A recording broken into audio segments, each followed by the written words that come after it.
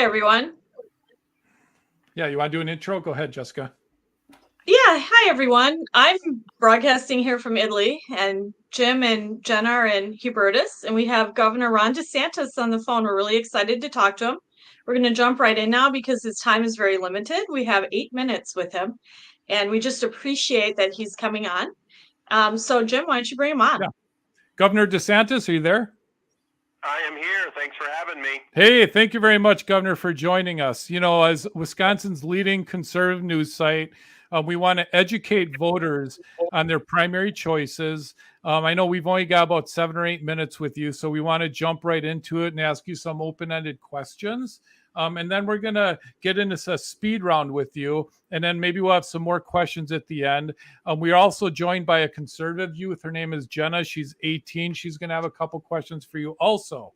Okay, so we're going to jump right into it. Jessica? Governor, thanks for joining us. We really appreciate it. The last Marquette poll showed that you're in a dead heat in Wisconsin with President Trump. He was ahead of you by 1 percentage point. We were hoping that you could make the case to Wisconsin conservative voters right now. Why should they pick you over the former president in the GOP primary? And how do you differ specifically from President Trump on policy? Great. Well, first of all, I will beat Joe Biden. And secondly, I will actually deliver on all the things that we've been talking about for so many years. And I did it in Florida, where I took a state that had been evenly divided, similar to how Wisconsin is now.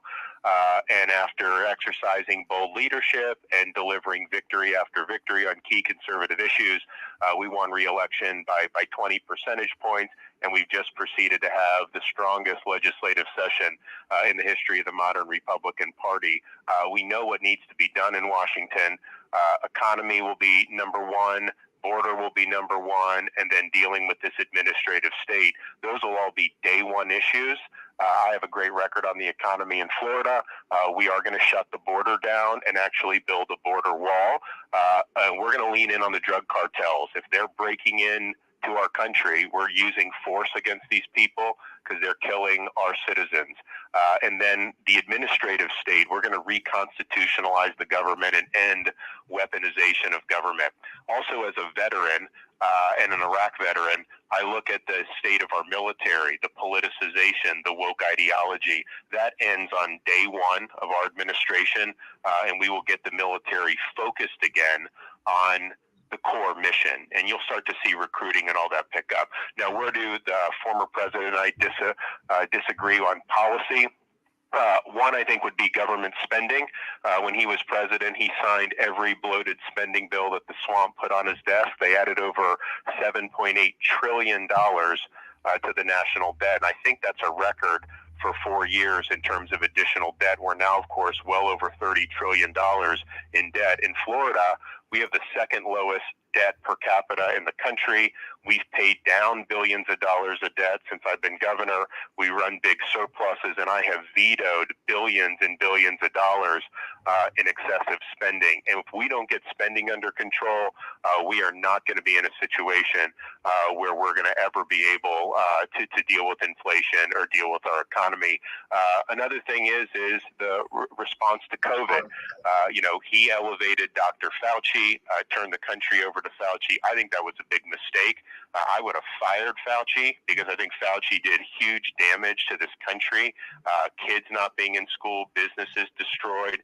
But to this day, the former president said he did everything right. I can tell you that response to COVID was a disaster. We have to acknowledge it was.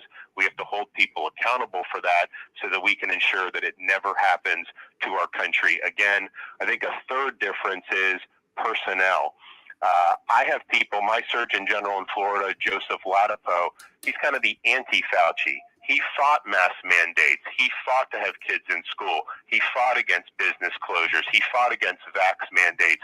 That's the type of people you need in your administration, people that are going to implement your policies, not try to undercut your policies. And if you look at some of the things that are happening now with like the military and the wokeness, who's the chairman of the Joint Chiefs of Staff? Milley is the woke general. He was appointed by Donald Trump. So I think you'll see much better personnel selections with me as president in our administration. And then finally, I can serve 2 terms. And I think what we saw was President Trump, he did a lot of really good things. Biden comes in, though, and he reversed almost everything on day one, other than the courts and other than the tax bill. Almost everything else got reversed on day one. I think you need a 2-term presidency to have staying power and to make sure that all these policies are implemented for the long haul.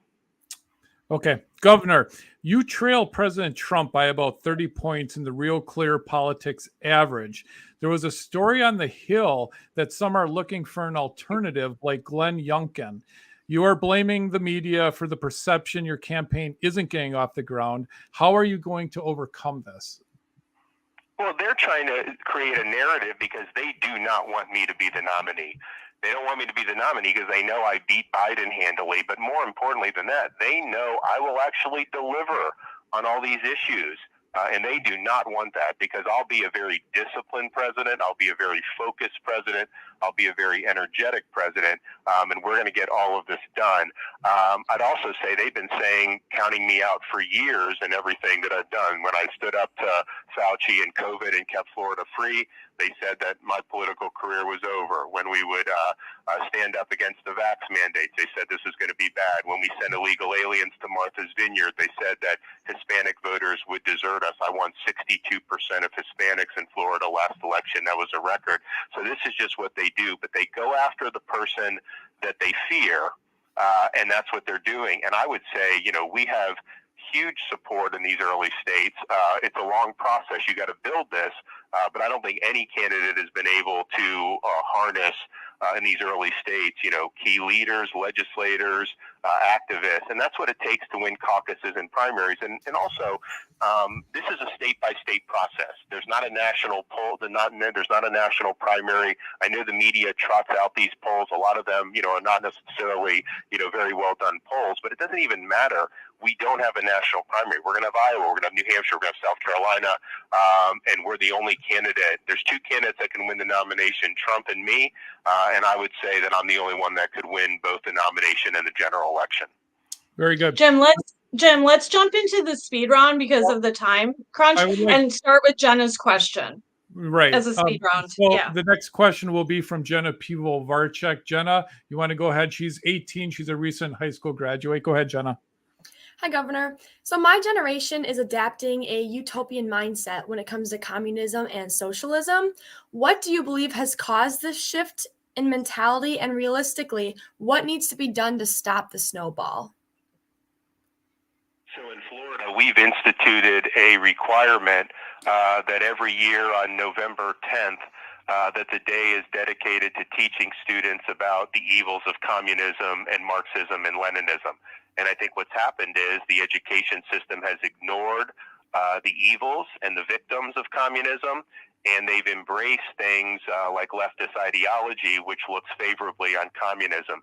We've also reoriented our higher education system to a classical mission of higher education. A lot of these higher education institutions have been indoctrination centers. That is not the appropriate use of colleges and universities. And so we've done things like all tenured professors now must undergo review every 5 years and can be let go for poor performance. We've authorized more funding to recruit more balanced professors to our universities. And so we've identified the problem. We've done a lot to take action, but I think every school in America, and we wouldn't enforce this federally, of course, because the federal government's got a limited role, but they should be teaching about the evils of communism. Every school should be teaching about our American constitutional heritage, and those should just be non-negotiable. Governor, do you have a few minutes? Can we ask you some more questions? I know we're up against the time. Yeah, we can do it fast. Yeah, Let's do it fast. Okay, great. Yeah, what we'll do a speed round. Basically, yes and no answers, and except for the first one here, Governor, who are 2 people that are your short list here to be your running mate? Who do you guys recommend? I mean, I'm taking it one step at a time. I think that's something that we will evaluate as time goes on, but I think it's a little bit presumptuous to be doing that at this stage. I'm here to win the early primaries, and that's what we got to do first. Governor, I ask this because we have a lot of our readers asking me this. Would you ever agree to be Donald Trump's running mate? Yes or no? I don't think so. I'm not a number two guy. I think I'm a leader.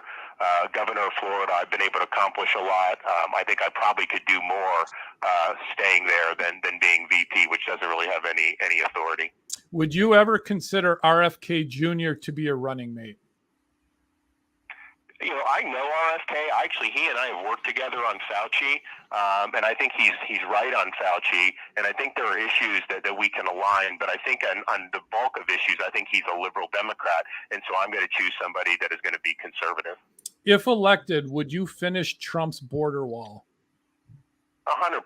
On day one, we will do it. I mean, they built 50 miles in 4 years. We got to do way more than that, and that starts on day one, declaring a national emergency, mobilizing all resources, including the military, to be able to do. I would also do the wall, I think, better, because what I've seen down there, these steel beams, the cartels cut through it, and like they literally are bringing product into our country right through the wall. Now we're going to have sensors and drones, and if we see that, I want military or border patrol engaging those cartel members with lethal force. If you drop some of these guys, they're going to stop trying to do this. So yes, we will absolutely make the wall a priority. Walls work, and if you have walls, it makes it easier for your personnel to deal with the points of entry. Right now, it's wide open spaces. People are just pouring in at will. Governor, would you end birthright citizenship?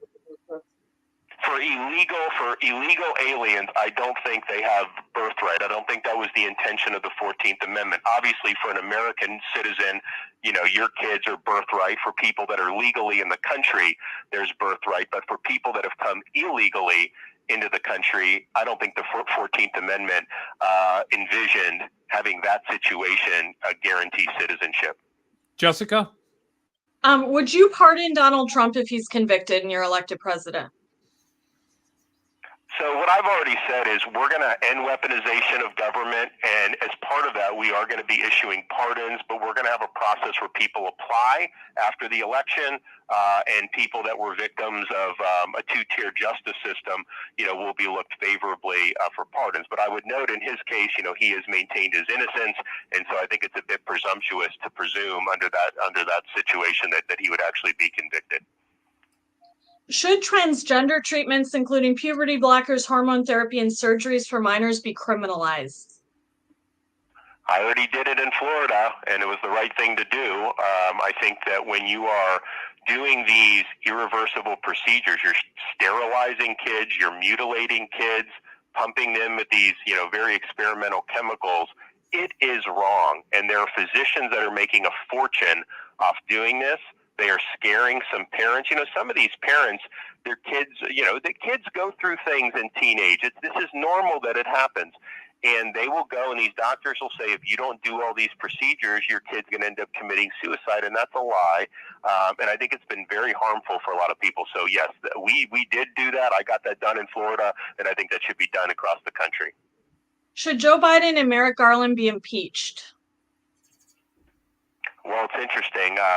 You know, I've endorsed what they're doing to move forward with Garland, but what I've said with Biden is, you know, he picked Harris for a reason. She's his impeachment insurance, because no matter how corrupt he is, people are not going to want to turn the reins over to Harris. And so I think that is kind of what protects him from them wanting to do it. But I do think the Biden family, with the amount of money that's flown into their coffers, if we had an honest FBI and an honest federal agencies, I mean, they would be done 10 ways from Sunday. I mean, it's just unbelievable that much money would be flowing into the coffers, and then nothing ends up happening about it. It's a total farce. Should we be funding Ukraine in its war against with Russia?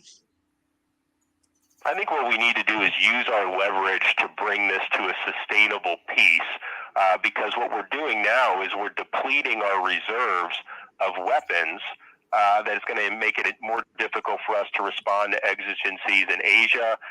Some of these weapons were originally earmarked for Taiwan, which I do think the defense of Taiwan, is a significant American interest. And so Biden's policy is just have a lengthy war of attrition, have a blank check, and I don't think that serves American interest. And so let's bring this thing in, use whatever leverage we can use to bring it in, and you want a sustainable peace in a way that doesn't reward aggression. If Trump is the nominee, will you support him? I am going to support the Republican nominee. At the end of the day, you go through these processes and voters make a decision, and you live with it, and you don't take your ball and go home. And my mission is going to beat Biden. I'm confident I will do that. I am not as confident that others will do that. But at the end of the day, it's got to be all hands on deck to beat Biden in the election. So. Well, listen, I appreciate it. I'm being told that I've got to run to my next thing, but thank you guys for having me, and thanks for what you're doing locally, because I know there's not a lot of media that's willing to shine light on a lot of the issues that you guys cover locally. So good job. Thank you very much, Governor. Appreciate your time. Thank you for taking the time. We really appreciate it. Okay, great. Jessica, thoughts? That's fun. That was fun. I give him points for being willing to come on, and he didn't know the questions in advance, and he was willing to engage in a speed round, and he went longer than they said we could have, and he's a really busy person, and obviously I'd like an hour with him. We have a list of other questions, but I appreciate his candor and that he was willing to come on. Yeah, I thought he did well. And he doubled the time. We were told 7 minutes, and I think we got almost exactly double that. So I appreciated that. And I learned more about him. Jenna, what were your thoughts? I agree. I'm super thankful that he took the time to come on. I mean, he doesn't know Wisconsin right now, so he really kind of ran that risk with jumping on our platform. But Dad's right. We have pages of questions here. So honestly, we're really lucky that we got through more time than we originally had planned with him. And I know everyone's listing questions here we should have asked, or they wanted to hear. Trust me, almost all of these are things that we had on our list too. We had 7 minutes with the governor, so we wanted to try to prioritize. And then you never know how much he'll talk and explain. But I've been told by the campaign that they're definitely going to give us other opportunities in the near future. So we will definitely take all these in consideration and ask those questions next time. And we'll take any opportunity to speak with a presidential candidate of major stature like that. I think that's good for our readers. It's good for primary voters. Again, I'd like an hour with him so I could ask a lot of follow-up questions and so forth. And I also wanted to tell everybody, as a news site, we've decided to stay neutral in the primary, at least so far. That could change. We debate it every other day. So we did reach out to President Trump, his team, and I left a message for his top press person. I got a message to him from someone very well known who contacted them and said that we would like, obviously, to give President Trump the same opportunity. Can you imagine doing a speed round with President Trump, Jim? I think it'd be so much fun. I look forward to that. I hope President Trump comes on. I really do. I would like to ask him these same questions. And Wisconsin being such an important state, and again, very little conservative media here in the state. I definitely hope he decides to do so. And I'm waiting to hear back. So I was told it was a good sign. I was told that his top press person wanted to speak with us directly, and we were given his cell phone number, and I left a message, but now we haven't heard back yet. So the offer stands. If President Trump's team is listening to this, obviously we would love a chance to interview President Trump, to say the least, or any of the presidential candidates. The only one I'm not interested in interviewing, I guess, is Chris Christie, because I think he's just in it to trash people. After Chris Christie said that he believed that there should be transgender treatments and surgeries for minors, I immediately, he's off my list to even being considered. So I just don't want to elevate someone who's in here just to trash other Republicans versus articulating a vision for the country. Jim, what did you think? I thought it was interesting when Governor DeSantis said asked who do we think he should consider as VP. So maybe we should do a story and give him a list. I was going to say Tim Scott, but it moved too fast and I didn't get a chance to get it out. But I was going to say Tim Scott would be great. I like Nikki Haley, Tim Scott. Yeah, I'd have to think about that. Candace Owens. Jenna, I don't know if you saw Jeff Sheeb asked if he would consider Taylor Swift as his running mate. I don't know if you see that in the comments or not, but can I say something? Taylor Swift 2024. Honestly, I think too liberal, Jenna. We should have her on here. Yeah, wrong platform. She is too liberal. All right. Well, let's get you back. You want to get back to your vacation, Jessica? Yeah. Well, no, I want to know what who Jenna thinks should be Ron DeSantis's running mate if he gets through the primary. I love Nikki Haley. Not only, but like her mission. Obviously, I think she's a great thinker and great policy.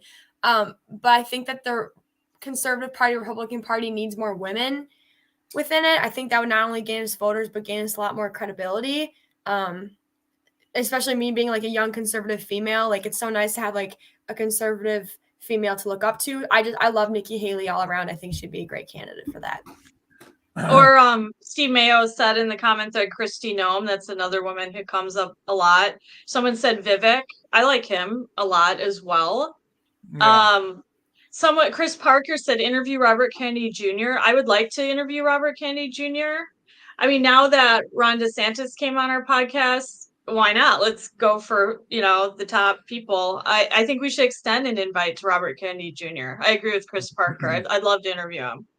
I don't know if Facebook user, I don't know if this is Ed Delgado, but yeah, we should point out that Jessica, you are broadcasting from Italy live. You wanted to do this interview with us, so you're in Italy right now.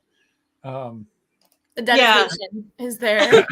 And just so everyone knows, I'm a little deflated here because I've been up 36 hours straight, and it was literally 100 degrees today.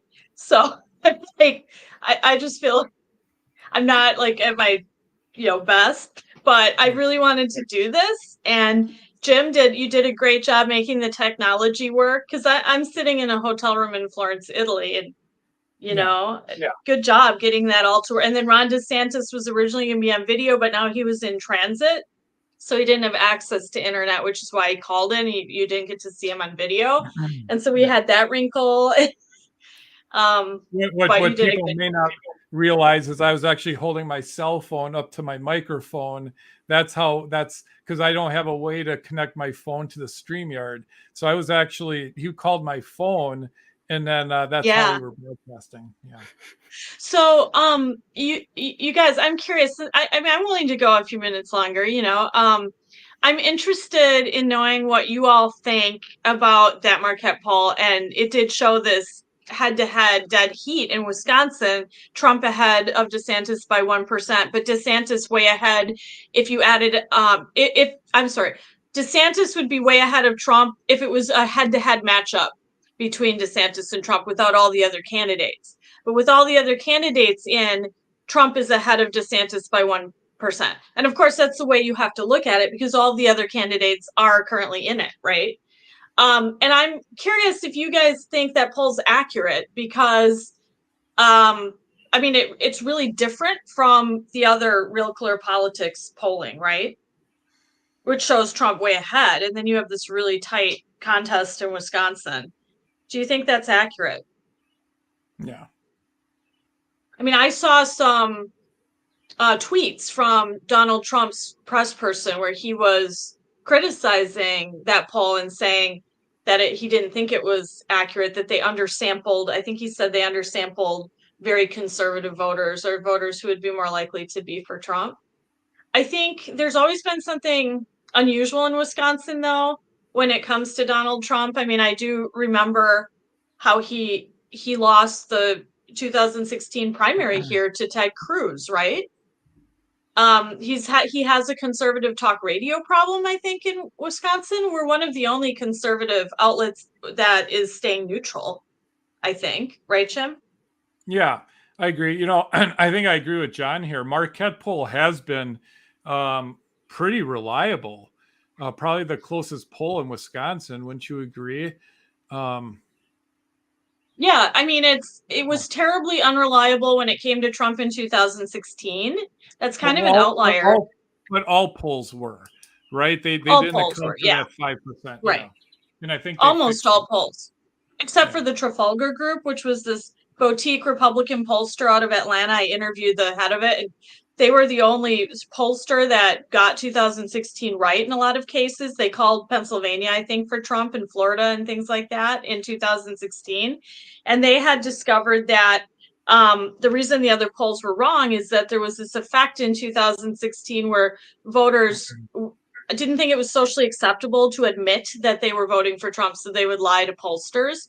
So Trafalgar started asking people who they thought their neighbor would vote for.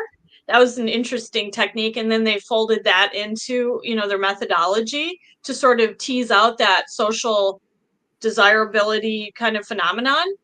But the Marquette poll got it really wrong. They said Hillary would win by 6 points. So they've historically undercounted Trump, let's put it that way.